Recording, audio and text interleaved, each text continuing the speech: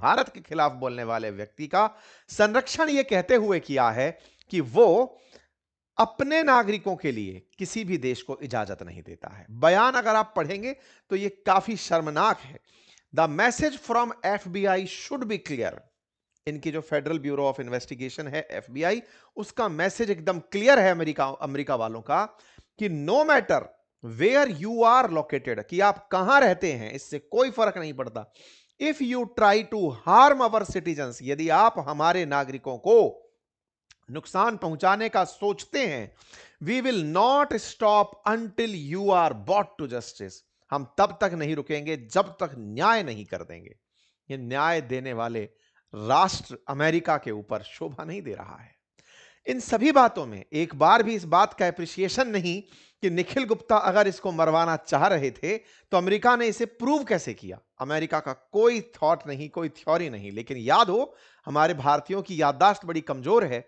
आज हम ट्रंप पर आरोप लगाते हैं कि ट्रंप भारत के प्रधानमंत्री को कॉम्प्रोमाइज कर रहे हैं एप्स्टाइन फाइल में आए नाम के ऊपर, लेकिन पिछली बार जब बाइडेन थे तो लगातार भारत को दबाने के लिए, अंतरराष्ट्रीय स्तर पर नीचा दिखाने के लिए इसी पन्नू और निखिल गुप्ता को इस्तेमाल कर रहे थे। आपको याद होगा वो पुराना दौर, अगर आप भूल गए होंगे तो मैं आपके सामने एक एक चीज फिर से लाऊंगा कि ये अमेरिका भारत को हर बार नीचा दिखाने के लिए कैसे कैसे हथकंडे अपनाता है।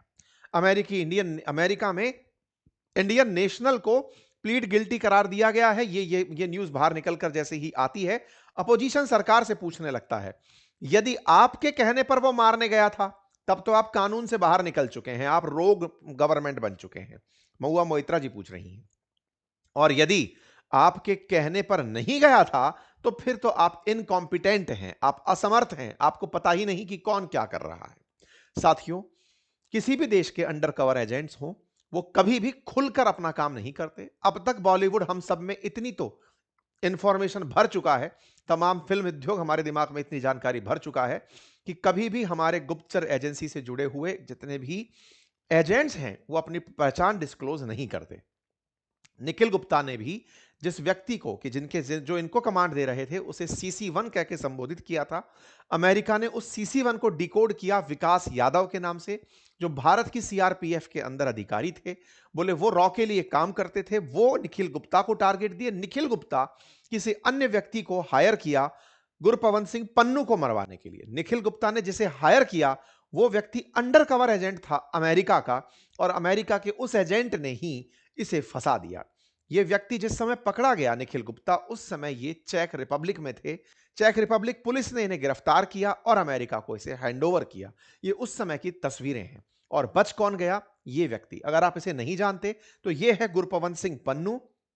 2019 में आतंकी गतिविधि चलाने के आरोप में भारतीय सरकार ने इसको यूएपीए के तहत इसको और इसके संगठन सिख फॉर जस्टिस को बैन किया था।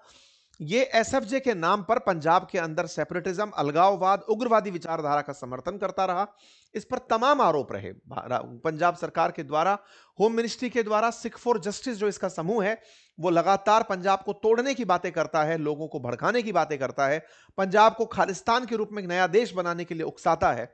तो ऐसे भारत को तोड़ने वाले अलगाववादी व्यक्ति को भारत सरकार के द्वारा 2014 में, 2019 में बैन किया गया। 19 में बैन करके फिर उसे 24 में और आगे के लिए 5 साल के लिए बढ़ा दिया गया। करता क्या है? यह खालिस्तान की मांग को लेकर के दुनिया भर में रेफरेंडम करवाता है, जनमत संग्रह कराता है। जहां भी सिख रह रहे हैं उनके बीच में यह इस तरह का भाव भरता है कि हर किसी के लिए अपना देश है, तो फिर आप लोगों के लिए, पंजाब के लिए खालसा का एक स्थान खालिस्तान क्यों ना हो। आप सभी इस बात को जानते होंगे कि असल में खालिस्तान की जो कल्पना यह करवाता है, यह पाकिस्तान द्वारा प्रायोजित एक एजेंडा है। क्योंकि पाकिस्तान 1971 में जब टूटा और बांग्लादेश बना, तब से वो भारत को नुकसान पहुंचाने के लिए बदले की आग में झुलस रहा है। वो लगातार प्रयास कर रहा है कि वो भारत से भी, भारत के किसी क्षेत्र को अलग करवाए। उसने अपना बहुत सारा रिसोर्स जम्मू कश्मीर पर वेस्ट किया। उसके बाद उसने यही सारा काम पंजाब में किया, और पंजाब में एक समय पर बहुत ज्यादा आतंकवादी घटनाएं प्रेरित होने लगी थी, लेकिन सरकार के प्रयासों से उन्हें फाइनली रोका गया था। यह व्यक्ति जो फिलहाल कनाडा और अमेरिका की नागरिकता लेकर अमेरिका में कहीं दुबक कर बैठा हुआ है, इस पर अब तक करीब 12 केस हैं, और यह भड़काऊ बयानबाजी अपने वीडियोस के माध्यम से, सोशल मीडिया के माध्यम से दुनिया भर में देने के लिए मतलब इस समय चर्चा में है। G20 जब बैठक भारत में हुई थी, उस समय पर भी ये भारत के कई मेट्रो स्टेशंस पर खालिस्तान रेफरेंडम की बातें लिखवाता हुआ, लोगों के थ्रू काम करवाता हुआ पाया गया था। गलत तरीके से मनी लॉन्ड्रिंग के माध्यम से पैसे भेजकर लोगों को उकसाता है और उनसे भारत विरोधी बयान दिलवाता है। बहुत सी जगह आपने भारतीय एम्बेसीज के बाहर, भारतीय काउंसलेट ऑफिसेस के बाहर जब भी इस तरह के विरोध प्रदर्शन होते हुए देखे हों, तो कहीं ना कहीं उसमें इसी का हाथ होता है। क्यों? क्योंकि ये अपनी टीम के माध्यम से अलग अलग देशों में अपने काम को फैलाए हुए है। इसी के साथ में निज्जर जुड़ा हुआ था, जो कनाडा में था और कनाडा में इसी तरह की सेपरेटिस्ट एक्टिविटी चलाता था, जिसे किसी अज्ञात व्यक्ति ने मार दिया था। जिस समय इसे मारा गया, उसी समय इसका भी मरना था, लेकिन यह बच गया, क्योंकि निज्जर के मरने पर कनाडा बाइडेन की वजह से बहुत सेंसिटाइज हो गया। उस समय एक जस्टिन ट्रूडो नाम का बावला वहां पर प्रधानमंत्री बना हुआ था, जो अब गायब ही हो गया है। उसको लगने लगा था कि अब वो भारत की जनता के बीच में चर्चा का पात्र बन चुका है। वो निज्जर के मामले को इतना उठाया कि उस समय इस मामले को थोड़ा सा ठंडा कर दिया गया कि नहीं, भारत के विरोध में रहने वाले पन्नू को अभी कुछ मत करो, क्योंकि निज्जर का मामला बहुत हाईलाइट हो गया और उसी में ये बच गया। यहां पर समस्त भारतीय लोग जितने भी थे, वो इस व्यक्ति के खिलाफ अगर किसी अज्ञात ने साजिश भी की थी, तो वो कहीं ना कहीं इमोशनली उसके समर्थन में थे कि कम से कम ऐसे लोग जो भारत को तोड़ने के बारे में बैठ करके सपने देखते हैं। वही वाली बात है कि हाफिज सईद अगर भारत में आतंकी हमले कराता है और दाऊद इब्राहिम पाकिस्तान में बैठ करके बॉम्बे ब्लास्ट करवाता है, तो ऐसे लोगों को तो जहां भी हो सके घुस के मारा जाना चाहिए। और ऐसे लोगों को जब घुस के मारा जाना चाहिए, तो आप डायरेक्ट सेना नहीं भेजते, आपके एजेंट इस तरह के काम को अंजाम देते हैं। ऐसे में अगर भारतीय एजेंट्स ने इसके लिए काम किया भी हो, हमने उन्हीं एजेंट्स को अज्ञात नाम दिया था। बीच में चर्चा आने लगी कि लॉरेंस बिश्नोई के माध्यम से सरकार इस तरह के कामों को अंजाम दे रही है। तमाम प्रकार के बयान आए। ये जो निज्जर इसके पन्नू को मरवाने वाली जो कहानी है, इसमें निखिल गुप्ता को आदेश देने वाला जो विकास यादव था, उसे जब भारत सरकार ने अमेरिका के दबाव में गिरफ्तार किया, उस समय पर भी यही पाया गया कि वो लॉरेंस बिश्नोई के कहने पर उगाई कर रहा था, एक्सटॉर्शन का काम कर रहा था। इस तरह का उसके ऊपर केस फ्रेम करके उसे गिरफ्तार किया गया। कुल मिलाकर के हम पर तगड़ा दबाव बनाया गया, क्योंकि हमें यह शायद अमेरिका करते हुए नहीं देखना चाहता था। अमेरिका के लिए यह प्रेस्टीज की बात हो गई कि कोई अमेरिका में घुस करके अमेरिकी नागरिक को, जिसे अमेरिका ने पाल रखा है दुनिया के देशों के अंदर बर्बादियां फैलाने को, उन्हें कोई कैसे मार सकता है। इसके चलते निखिल गुप्ता को इन्होंने गिरफ्तार किया और गिरफ्तार करने के लिए इन्होंने पूरी पटकथा रची थी। खैर, पन्नू की कहानी मैंने आपको पहले भी बताई, क्योंकि पन्नू का मामला जैसे ही बाहर निकल कर आया, इनकी खुफिया एजेंसीज ने जब यह बात पता लगाई कि एक ऐसी ऐसी टीम गठित की जा रही है पन्नू को मारने के लिए, तो इन्होंने इस पूरे मामले को डिस्क्लोज किया। असल मायने में भारत के प्रधानमंत्री की यात्रा होनी थी अमेरिका के अंदर 2023 में, और उसी समय खुफिया एजेंसीज इस बात पर पहुंची कि पन्नू भारत के विरोध में भारत के प्रधानमंत्री के ऊपर कोई हमला प्लॉट कर सकता है, कुछ ऐसी स्थितियां बना सकता है, क्योंकि यह लगातार भारत के प्रधानमंत्री को धमकी दिया जा रहा था। कहा जा रहा है कि उसी समय पर निखिल गुप्ता इस पूरी कहानी में बिजी थे कि इस पन्नू को कैसे न्यूट्रलाइज किया जाए। और यह बात जब जो बाइडेन और नरेंद्र मोदी मिले, उस समय पर भी निकल कर आई, ऐसा बताया जाता है। कहा जाता है कि एक सील बंद लिफाफे में यह पूरा केस कोर्ट के सामने रखा गया। कहा गया कि साहब, अगर एक बार निज्जर का मामला सुलट जाए, तब आपके सामने रख दें कि भारत का एक मसला है, इसको यहां पर रखना है। लेकिन अमेरिका ने इस मामले का भरपूर उपयोग किया। भरपूर उपयोग के नाम पर वो भारत सरकार से नेगोशिएट तक करने चले आए, क्योंकि कहीं ना कहीं भारत अंतर्राष्ट्रीय रूप से इस चीज के दबाव में लाने का प्रयास किया जा रहा था कि भारत अब एक्स्ट्रा जुडिशियल तरीके से अपने विरोधियों को दुनिया में मरवा रहा है। जिस तरह से हम कई बार कहते हैं कि इजराइल का कोई भी विरोधी दुनिया के किसी भी कोने में हो, सुरक्षित नहीं बचता, मोसाद उसका फैसला करती है। आपने बहुत बार सुना होगा, इजराइल के खुद प्रधानमंत्री कहते हुए पाए जाते हैं कि हमारे खिलाफ बयान देने वाला, हमारे खिलाफ कोई भी प्लानिंग करने वाला व्यक्ति कहीं दुनिया के किसी देश में सुरक्षित नहीं है, यह इजराइल कह सकता है।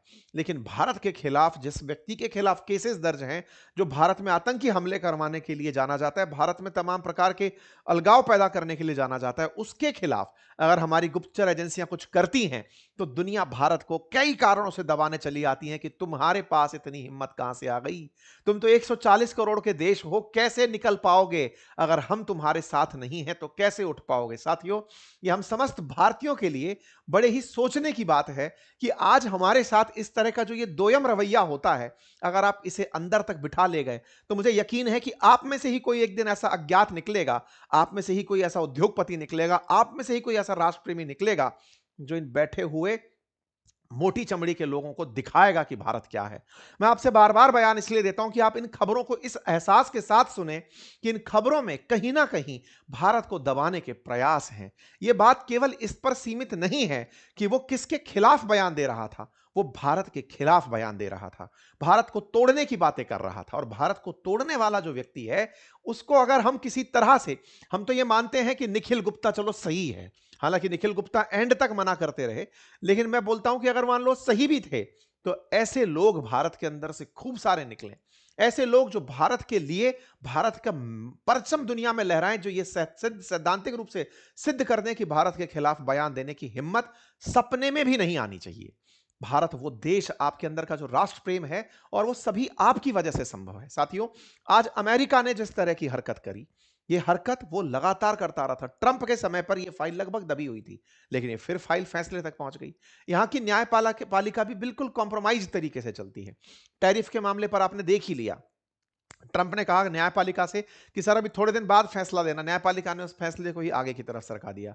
कोई मामला इनके यहां पर, ये केवल पूंजीपतियों का क्या है ना जी, अमेरिका, दुनिया के जितने भी टॉप पैसे वाले लोग हैं, वो सब एक साथ एक जगह जाकर एकत्रित हो गए। अमेरिका का कोई नेटिव नहीं है, सब बाहर से गए हुए लोग हैं। अमेरिका में कोई पहले पहुंच गया और कोई बाद में पहुंच गया। दुनिया के सारे पावरफुल पैसे वाले लोग एक देश में पहुंच गए, और अब उस देश में रहते हुए वो ये नहीं चाहते कि दुनिया का कोई भी गरीब राष्ट्र उठकर आए और हमें टक्कर दे।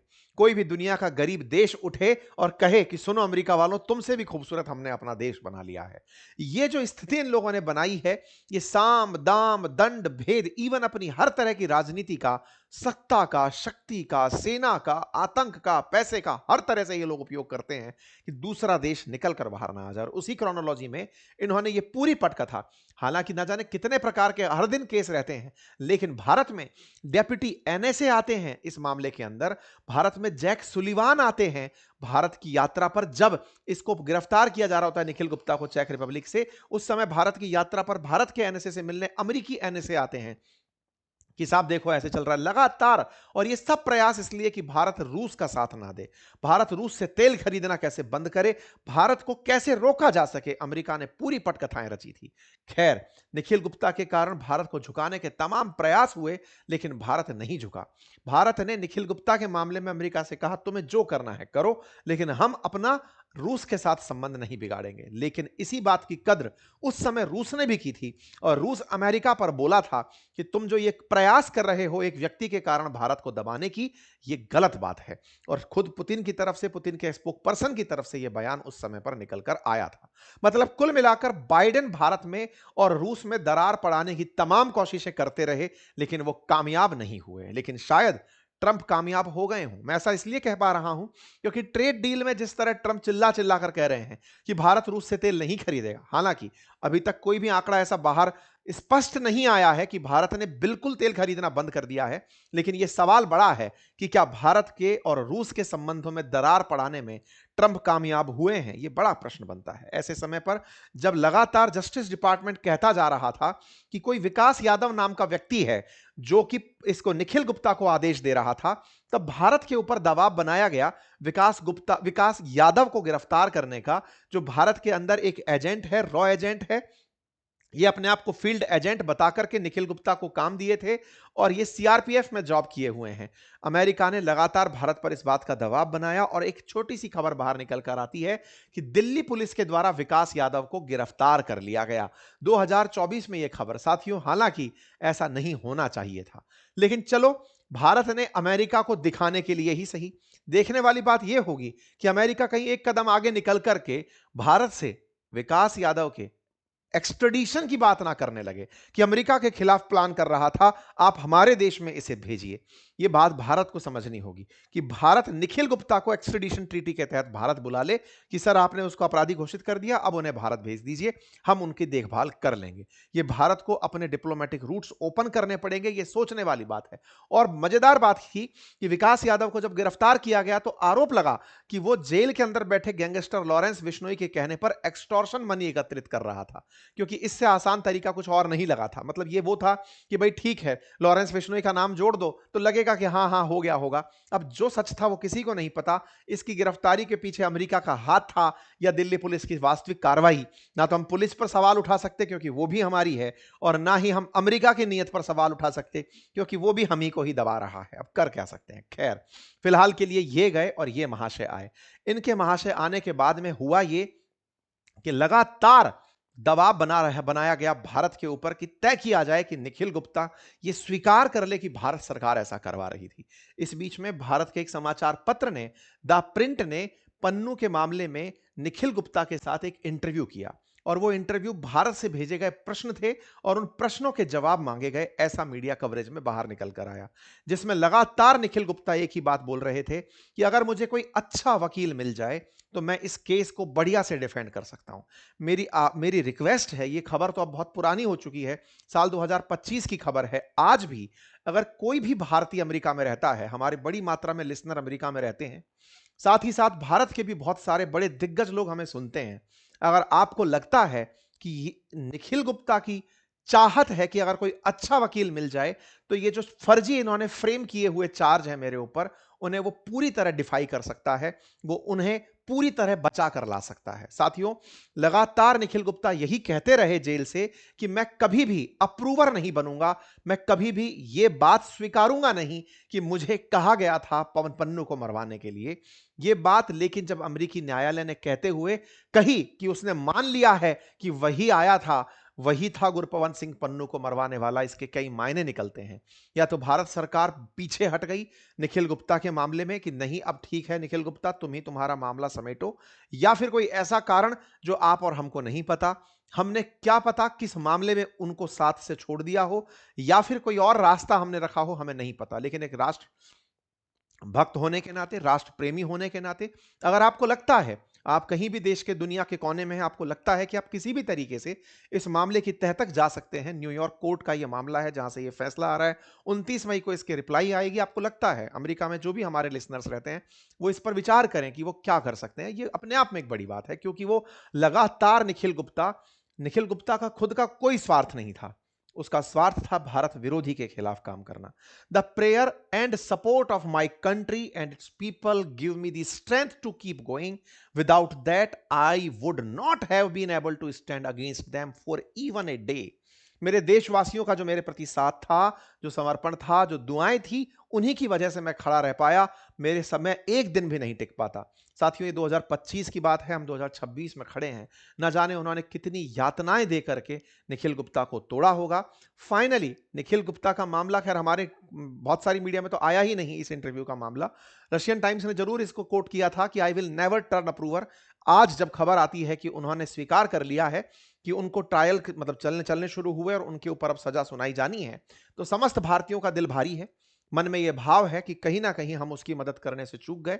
वो व्यक्ति जो देश विरोधियों को सजा देने गया था, भारत के वो लोग जो इस तरह से दुनिया भर में अज्ञात रूप धारण करके हम सबसे केवल यही तो चाहते हैं कि हम आप लोगों के लिए दुनिया भर में अपनी जान को कुर्बान करके घूम रहे हैं।